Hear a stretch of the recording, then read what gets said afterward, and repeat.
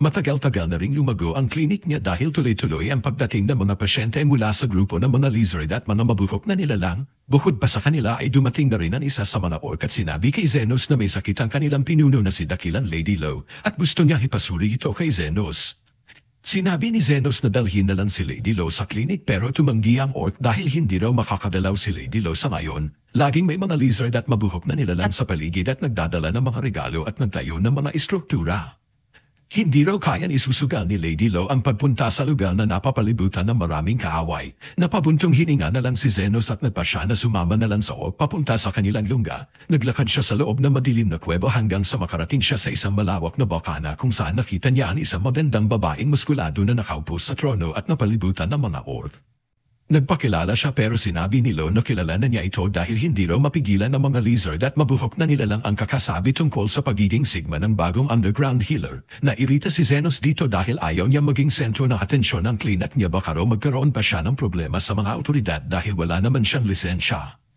Tinanong niya kung ano ang problema ni Lady Lo pero sa halip na sagutin siya at hinamon siya nitong tukuyin ang problema niya mismo. Kalma lang na lumapit si Zenos at sinuri ang buong katawan nito para sa anumang panlabas na pinsala pero wala siyang nakita. Pagkatapos nito ay nagpasya siyang tingnan kung may panloob na problema at agad niyang napantanto na may bukol sa loob ng tiyan nito at hindi ito sanggol.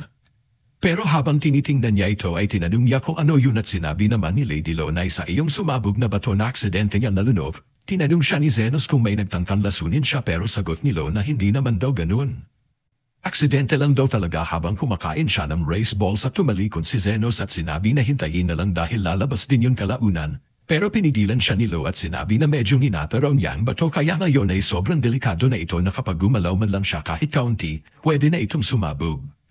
Agad na pinalibutan siya ng mga orc at sinabing mamamatay na lang sila kasama niya pero hindi siya ihiwan. Hindi naman naapektuhan si Zenos sa drama nila at gusto na lang umalis pero sinabi ni Lo na may nakatago siyang malaking tayamanan sa isa sa mga baul at gusto niyang ibigay ito kay Zenos.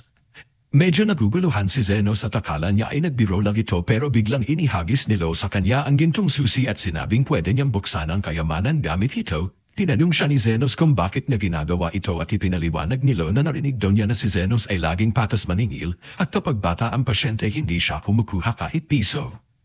Gustong-gusto raw niyang ganong ugali ni Zenos at gusto niyang ipagpatuloy nito ang kabutihang ginagawa. Napabuntong hininga si Zenos at sa wakas ay nagdesisyong harapin ang problema. Lumapit siya kay Lo at kinilabas ang mahiwagang panestis at binuksan ang tiyan nito. Nagulat ang mga orc at agad siyang nilusob pero bago pa man sila makalapit ay agad na inalis ni Zenos ang mana stone at pinagaling muli ang tiyan ni Lo. Gulat na gulat si Lo dahil hindi pa niya nasaksihan ang ganitong bagay pero agad siyang nagbabala kay Zenos na itapon agad ang bato bago sumabog.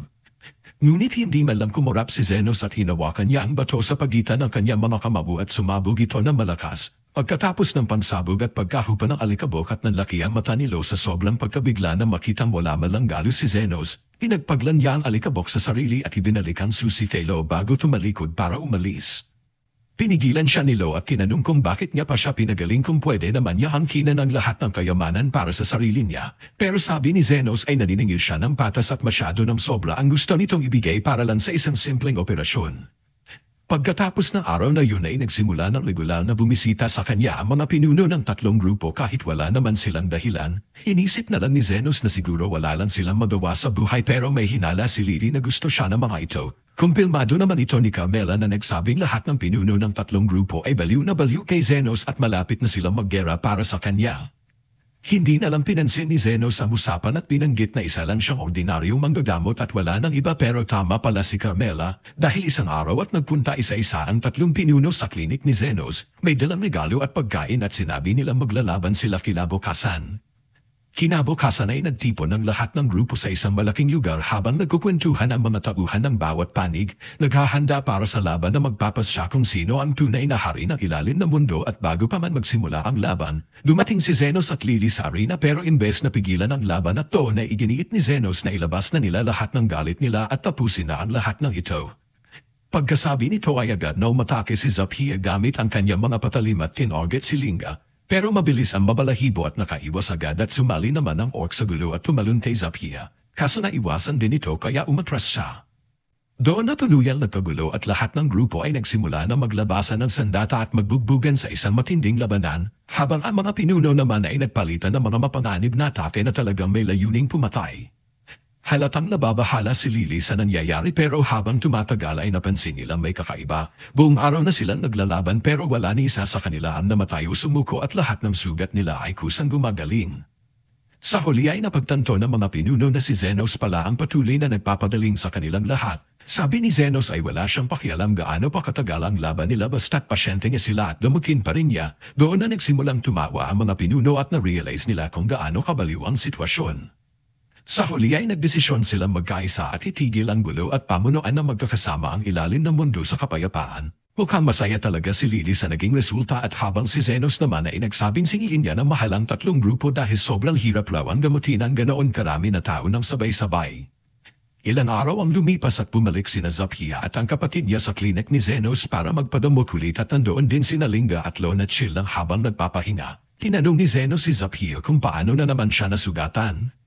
Isa raw siyang magnanakaw na ang mga pinipiling target ay mga mayayamang mahalika at pagkatapos niyang nakawa ng mga ito ay binabahagi niya ang kayamanan sa mga mahihirap na tao sa slum area. Kahapon daw habang ginagawa niya ito ay nasangkot siya sa gulo laban sa mga Royal Guard at doon siya nasugatan. Sabi naman ng kapatid niya ay iba raw ang nangyari sa kanya na may baliw daw na babae na ang pangalan ay Iron Bruce ang sumalakay sa kanya habang nasa labas siya at walang tigil na pinaputukan siya na parang totoong sundalo Amerikano. Ngumiti si Carmela at sinabi kay Zenos na pakiramdam niya ay malapit nang bumisita sa kanya si Iron Bruce dahil napag-isa na niya ang 3 naglaban na grupo sa kauna-unahang pagkakataon sa loob ng maraming taon, baka tingnan ito ng mga maharlika bilang isang banta. Sabi ni Zenos ay ayaw niya makikisali sa kahit anong ganyang gulo at umupo na lang para kumain ng handang pagkain ni Lily para sa kanilang lahat. Pero tulad ng sinabi ni Carmela na tama nga siya sa huli at ang babaeng kilala bilang Iron Rose ay nakapasok na sa slums at nagulat sa nakita niyang kapayapaan. Ang mga mabuhok na nilalang ay naglalaro ng baraha kasama ang mga taong butiki at habang ang mga orc at furries ay nagtatawanan at nagkukulitan, napansin niya ang isang lizard man na tahimik lang daw nihinom ng beer kaya nilapitan niya ito at sinabing matagal na raw mula nang huli siya makabisita sa slums at mukhang malaki na ang pinagbago ng lugar. Tumingin sa kanya ang lizard man at binanggit na ngayong magkakakilala na silang lahat. Napantanto nilang pare-pareho lang sila kaya wala nang dahilan para maglaban at tinanong siya ng babae kung sino ang tagapamagitan na nagpahinto sa digmaan. Pero sabi ng lizard man ay ayaw ng tagapamagitan na pinag-uusapan siya kaya hindi niya sasabihin ang pangalan. Sa puntong ito ay galit na hinablat ng babae ang kwelyo ng lalaki at tingutok ang baril sa tiyan ito at tinatakot siyang barilin. Pero kahit na noon ay tumanggi pa rin ang lizard man ay bulgar si Zenos at nagsimulang sumigaw ng tulong. Buti na lang ay dumaan doon sina Zaphia at ang kapatid niya kaya napilitan ng babae na tumakbo palayo. Habang tumakas ay napansin niya mukhang gumaling na mga sugat sa kamay ni Zaphia. Nagpatuloy siya sa paglalakad sa lungsod hanggang sa kalaunan ay napadpad siya sa klinik ni Zenos at sa bandang gabi, pumasok siya sa silid at nagtanong kung paano makakarating sa lungsod. Pero sa mismong sandaling tinangka siyang kalungan ni Zenos, bigla siyang naglabas ng baril at pinaputok ng smoke grenade papunta kay Zenos habang nalaki ang mata ni Lily sa takot. Hinihisip kung ano na ang mangyayari ngayon.